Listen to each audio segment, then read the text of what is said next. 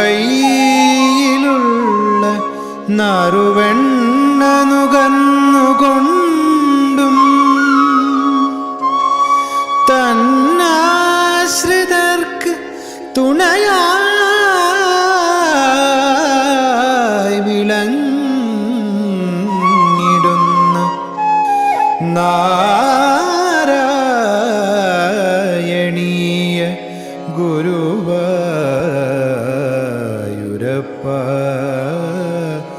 നമോ നമസ്തേ.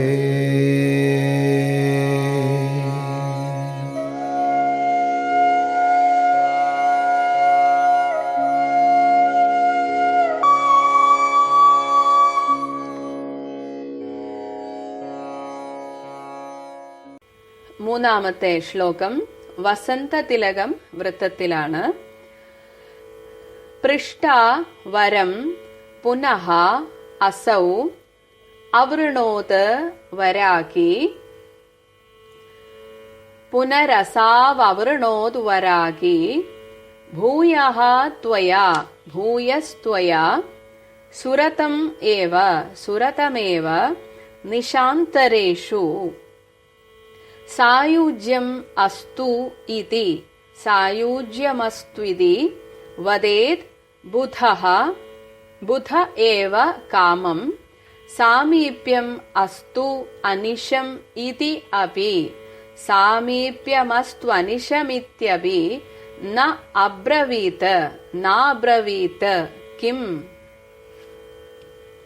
പുനഃ പിറ്റേ ദിവസം ഭഗവാൻ പിരിഞ്ഞു പോകുമ്പോൾ വരം പൃഷ്ട എന്ത് വരമാണ് വേണ്ടത് എന്ന് ഭഗവാൻ ചോദിച്ചപ്പോൾ വരാകി അസൗ ഭാഗ്യഹീനയായിട്ടുള്ള അവൾ, അങ്ങനെ പറയാൻ കാരണം ഭഗവാനിൽ നിന്നും ഏറ്റവും ഏതൊരാളും ആഗ്രഹിക്കുന്നത് അല്ലെങ്കിൽ ഭഗവാനിൽ നിന്ന് നമുക്ക് കിട്ടാവുന്ന ഏറ്റവും വലിയ വരം ഒന്നുകിൽ ആത്യന്തികമായ ഭക്തി അല്ലെങ്കിൽ മുക്തി.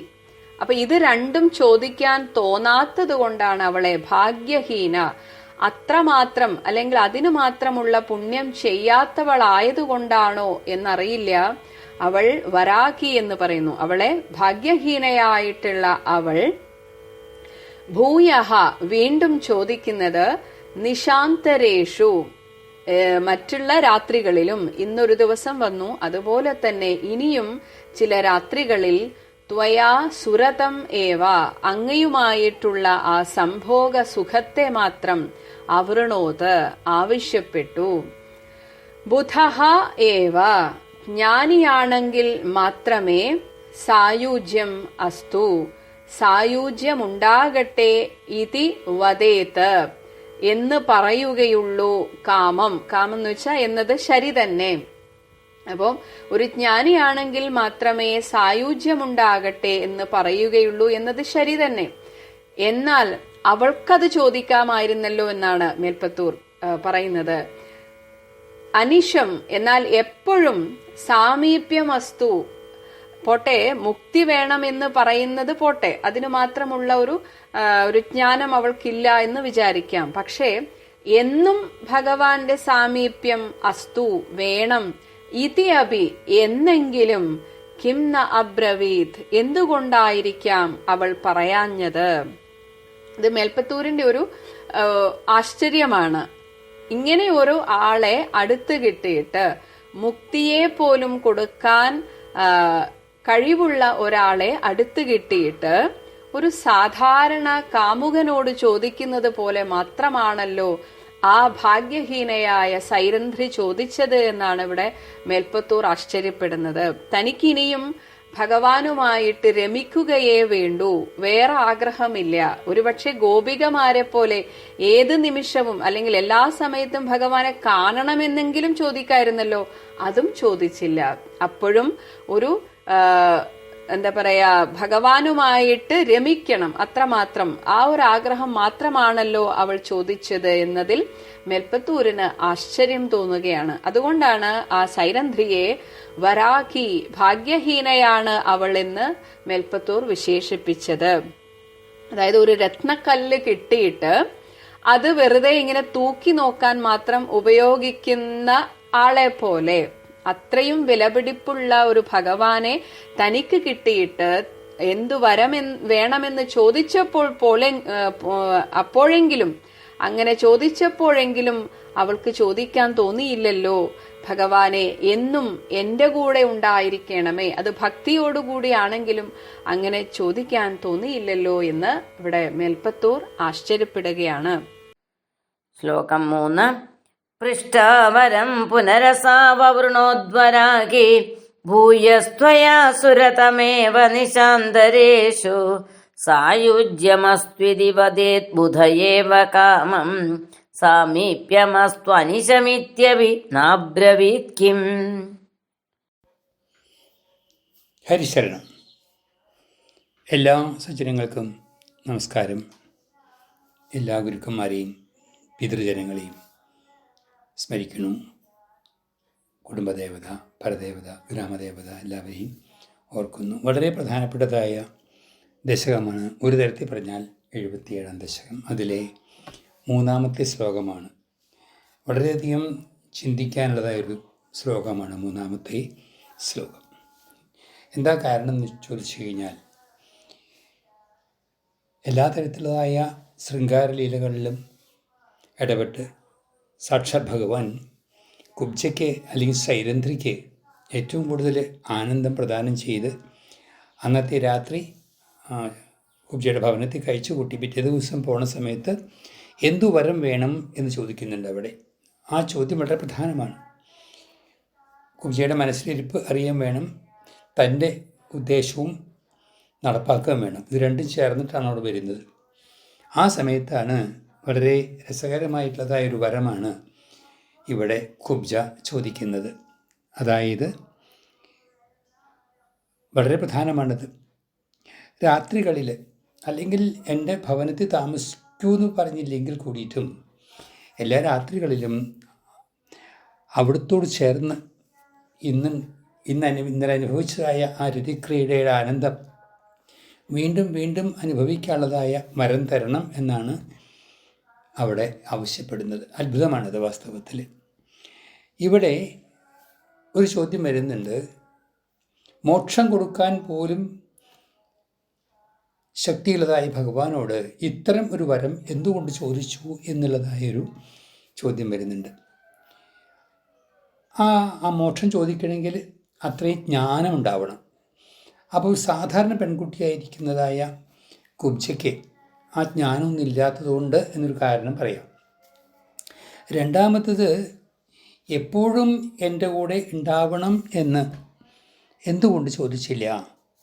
സാമീപ്യമസ്തു അനിശമിത്യപി ന അബ്രവീത് കിം എന്നുള്ളതായ ഒരു ചോദ്യം വരുമ്പോൾ, ഭാഗവതകാരനായാലും നാരായണീയത്തിലെ ഭട്ടതിരിപ്പാടായാലും ഇവിടെ ഒരു വാക്കുപയോഗിച്ചു, വരാഗി എന്നുള്ളത്. ആ വരാഗി എന്നുള്ള വാക്കിൻ്റെ അർത്ഥം ഭാഗ്യം തയ്യാത്തവൾ, അല്ലെങ്കിൽ കുറച്ചൊരു മൂഢതയുള്ളത് എന്നുള്ളൊരു അർത്ഥം വരുന്നുണ്ട് അവിടെ. അത് ഭട്ടതിരിപ്പാടിൻ്റെ കാഴ്ചപ്പാടിലും വേദവ്യാസൻ്റെ കാഴ്ചപ്പാടിലും ശരിയായിരിക്കാം. പക്ഷേ ഒരു സാധാരണ സ്ത്രീ എന്നുള്ള നിലയ്ക്ക് നമുക്ക് കാണാൻ സാധിക്കുന്നത് ഭാഗ്യമുള്ളതായ ഒരു സ്ത്രീയായിട്ടാണ് പലപ്പോഴും തോന്നുന്നത്. മറ്റൊരു സ്ത്രീയും ആവശ്യപ്പെടാത്തതായ ഒരു വരം.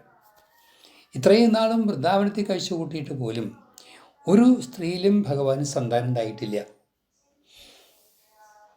ഇവിടെ ഈ കുബ്ജയ്ക്ക് നിഗൂഢമായിരിക്കുന്ന ഒരു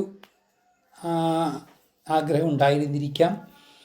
ശ്രീകൃഷ്ണ ഭഗവാന്റെ വംശത്തിലെ ഒരു ഭാഗമാവണം എന്ന് വിചാരിച്ചിരിക്കണമെന്ന് ആണ് ഞാൻ ധരിക്കുന്നത്, അല്ലെ എനിക്ക് തോന്നുന്നത്. അതുകൊണ്ടായിരിക്കാം ഇങ്ങനൊരു വരം ചോദിച്ചത്. അത് മാത്രമല്ല, മറ്റു പ്രധാനപ്പെട്ടതായ ഒരു കാര്യം കൂടി നമുക്ക് അറിയാനുണ്ട്. എന്താ അത്? സർവം ഈശ്വരച്ഛാ പരതന്ത്രം ഇതി വേദിതവ്യം എന്ന് പറയുന്നുണ്ട്. ഭഗവാനോട് ഏറ്റവും അടുത്ത് നിൽക്കുന്നതായ കുബ്ജയെ കൊണ്ട് അത് പറയിപ്പിച്ചത് ഭഗവാൻ തന്നെയാണ്. കാരണം ഭഗവാനിലുണ്ടൊരു ഉദ്ദേശം. ഈ കുബ്ജ പ്രത്യേകമായിട്ടുള്ളതായൊരു വ്യക്തിത്വമുള്ളതാണ്, സാധാരണ പെൺകുട്ടിയാണെങ്കിൽ കൂടിയിട്ടും. കാരണം ഇതുവരെ ഇങ്ങനൊരു വരം ഭഗവാന്റെ അടുത്ത് ആരും ചോദിച്ചിട്ടില്ല. അപ്പം അതുകൊണ്ട് തന്നെ ശ്രേഷ്ഠമായിട്ടുള്ളതൊരു ഉദ്ദേശവും കൂടി അതിൻ്റെ പിന്നിൽ ഉണ്ടാവാം എന്ന് നമ്മൾ വിചാരിക്കുന്നത് നല്ലതാണ്. ഒരു ജ്ഞാനിയുടെ ദൃഷ്ടിയിലോ മറ്റു തരത്തിലോ നോക്കുമ്പോൾ ശരിയായിരിക്കാം. നമ്മളൊക്കെ തന്നെയും ഭഗവാന്റെ അടുത്ത് ഓരോന്നും ആവശ്യപ്പെടുമ്പോൾ നമ്മൾ മോക്ഷമല്ല പലപ്പോഴും ചോദിക്കാറുള്ളത്. സാരില്ല, എല്ലാം തരാൻ കഴിവുള്ള ഭഗവാന്റെ അടുത്ത് നമ്മുടെ ചില ആഗ്രഹങ്ങളെ സാധിപ്പിച്ചുകൊണ്ട് ഭഗവാനോട് അടുക്കാൻ സാധിക്കുക എന്നുള്ളത് ഭാഗ്യമാണ്. അപ്പം അതുകൊണ്ട് തന്നെ ഒരു തർക്ക വിഷയം തന്നെയാണ് ഈ ഒരു ഭാഗം ശരിക്ക്. അപ്പോൾ ഒരു തരത്തിൽ പറഞ്ഞു കഴിഞ്ഞാൽ സാധാരണ ഒരു സ്ത്രീ നിലയ്ക്ക് ഭഗവാനോട് ചോദിച്ചതിൻ്റെ പിന്നിലുള്ളതായൊരു ഉദ്ദേശം ചീത്ത ഉദ്ദേശമല്ലായിരുന്നു, സദുദ്ദേശം തന്നെ ആയിരുന്നു എന്ന് വേണം സങ്കല്പിക്കാൻ. അല്ലെങ്കിൽ ഭഗവാൻ ആ വരം കൊടുക്കില്ല. ഭഗവാൻ ആ വരം കൊടുത്തു കുബ്ജയ്ക്ക്. അപ്പോൾ അതിൻ്റെ പിൻഭാഗത്ത് ഭഗവാന്റെയും കൂടി ഇച്ഛ ഉണ്ടായിരുന്നു എന്ന് വേണം നമുക്ക് വിചാരിക്കാനായിട്ട്. ഭാഗവതം പഠിക്കുമ്പോഴും നാരായണീയം പഠിക്കുമ്പോഴും ഈശ്വരലീലയുടെ അന്തരാർത്ഥങ്ങളിലേക്ക് കടന്നു പോകാൻ നമുക്ക് സാധിച്ചാലേ ചിലതൊക്കെ മനസ്സിലാക്കാൻ സാധിക്കുള്ളൂ. നിഷ്കളങ്കമായൊരു ഹൃദയം ആണ് കുബ്ജയുടെ. തുറന്നു പറയുകയാണ്. കാരണം ഭഗവാനോട് ചേർന്നിട്ടുള്ളതായ ആ ഒരു രതിക്രീഡയിൽ ദിവ്യതയുണ്ടായിരുന്നു എന്ന് വേണം വിചാരിക്കാനായിട്ട്. വല്ലാത്തൊരു അനുഭൂതിയിലേക്ക് ഒരു സമയം കുബ്ജ എത്തിയിട്ടുണ്ടാവണം. അതുകൊണ്ടാണ് സാധാരണ ഒരു രതിക്രീഡ അല്ല അത് എന്ന് വേണം നമ്മൾ ധരിക്കാനായിട്ട്. അതുകൊണ്ട് തന്നെ വരാഗി, ഭാഗ്യം കെട്ടവൾ അല്ലെങ്കിൽ മൂഢത്വം ഉള്ളവൾ എന്ന് പറയുന്നതായ വാക്ക് എത്രയ്ക്ക് നമുക്ക് സ്വീകരിക്കുക എന്നുള്ളത് ഓരോരുത്തരും ചിന്തിക്കേണ്ടതാണ്. ഏതായാലും ആ പറഞ്ഞ വരം ഭഗവാൻ കൊടുക്കുകയുണ്ടായി എന്നുള്ളതാണ് ഈ 3-ാം ശ്ലോകത്തിൽ പറയുന്നത്.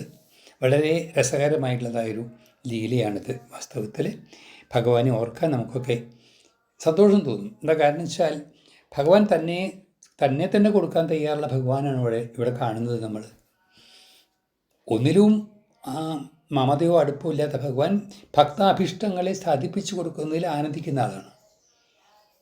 അപ്പം അതുകൊണ്ട് തന്നെ നമുക്ക് പറയാം, എന്തു വേണമെങ്കിലും ഭഗവാന്റെ അടുത്ത് ചോദിക്കാം. നമ്മൾക്കതിന് അർഹതയുണ്ടെങ്കിൽ തീർച്ചയായിട്ടും നമുക്കത് കിട്ടും. ആ അർഹത നിശ്ചയിക്കുന്നത് ഭഗവാനായിരിക്കും. അതും കൂടി നമ്മൾക്ക് ഓർക്കണം. എല്ലാവർക്കും ഇതൊക്കെ മനസ്സിലാക്കാൻ സാധിച്ചാൽ ഭഗവാന്റെ ഭക്തവാത്സല്യവും കാരുണ്യവും കുറച്ചൊന്ന് തിരിച്ചറിയാൻ നമുക്ക് സാധിക്കും. അത് ഏവർക്കും സാധിക്കട്ടെ. ഹരിശരണം.